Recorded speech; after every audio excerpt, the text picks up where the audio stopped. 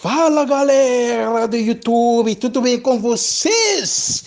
Espero que sim. Estamos aqui mais um vídeo por canal Super Live Brasil. Show de bola! Seja bem-vindo no meu canal Super Live Brasil. Se inscreva no meu canal, deixe teu like e compartilhe Super com teus Live. amigos. Super Beleza? Live. Life is super. Super Live. Life is super.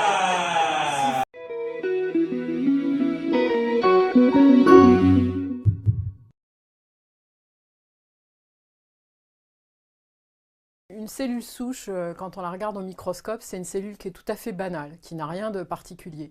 En fait, son caractère souche, il vient de deux propriétés particulières. La première, c'est sa capacité à s'auto-renouveler, c'est-à-dire en fait, chaque cellule souche peut se diviser en deux cellules filles qui sont elles-mêmes des cellules souches, donc qui sont identiques à leur mère. Et donc chaque cellule fille peut à son tour se diviser en deux autres cellules souches.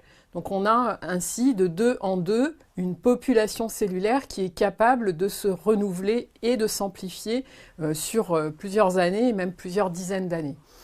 La deuxième propriété particulière des cellules souches par rapport à des cellules qui ne sont pas souches, c'est le fait que ces cellules, à un moment, peuvent recevoir un signal de l'extérieur qui vont leur indiquer qu'elles s'arrêtent de se diviser en cellules identiques, mais qu'au contraire, elles commencent à se spécialiser pour devenir une cellule d'organe, devenir une cellule cardiaque, une cellule du système nerveux central, une cellule du tube digestif, une cellule de la peau, etc. Il y a deux types de cellules souches que tout le monde connaît. La première, c'est le jaune d'œuf. Le jaune d'œuf est une seule cellule qui, lorsqu'elle est fécondée, au bout de à peu près 3 semaines, va donner naissance à un petit poussin, c'est-à-dire un organisme complet, vivant, avec tous ses organes. La deuxième cellule souche que tout le monde connaît, c'est l'ovocyte qui vient d'être fécondé par le spermatozoïde.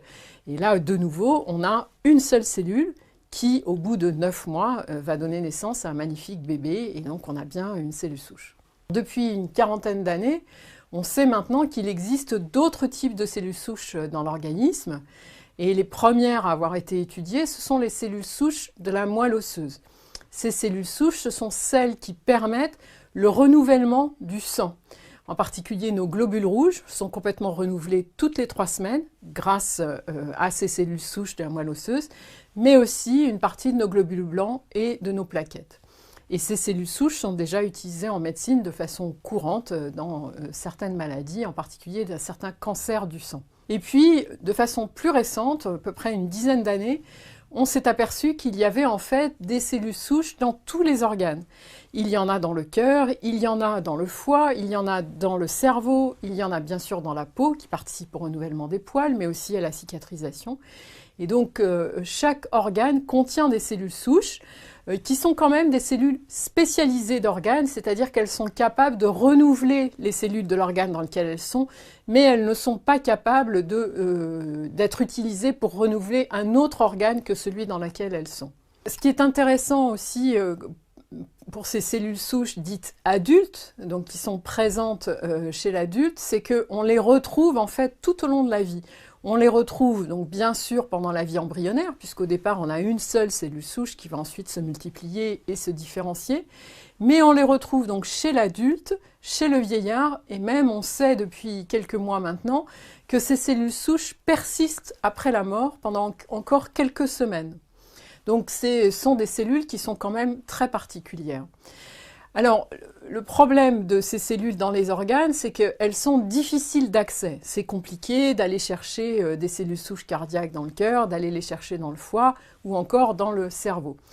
Et donc, depuis 2006, et c'est ce qui a valu à son auteur, son découvreur, le prix Nobel en 2012, le professeur Yamanaka, on a trouvé une méthode qui permet en fait, à partir de cellules non souches, et en particulier à partir de cellules de la peau, ou même de cellules qui sont contenues dans un simple échantillon d'urine, eh bien à partir de ces cellules, qui ne sont pas des cellules souches, on peut au laboratoire faire quelques manipulations relativement simples pour reprogrammer et changer le destin cellulaire de ces cellules et en refaire des cellules souches.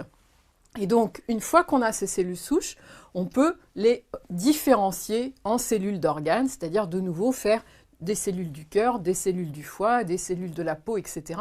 Comme si on avait au départ eu une cellule souche. Donc ces cellules sont très intéressantes parce qu'elles permettent d'une part d'avoir dans une boîte de culture au laboratoire des cellules qui ressemblent très fortement aux cellules du patient. Donc c'est un modèle d'étude du patient et d'éventuelles maladies qu'il pourrait présenter. Et puis il y a aussi un espoir, mais beaucoup plus lointain, d'utiliser ces cellules souches pour traiter des maladies, d'utiliser les cellules du patient lui-même pour traiter des maladies dont il serait porteur.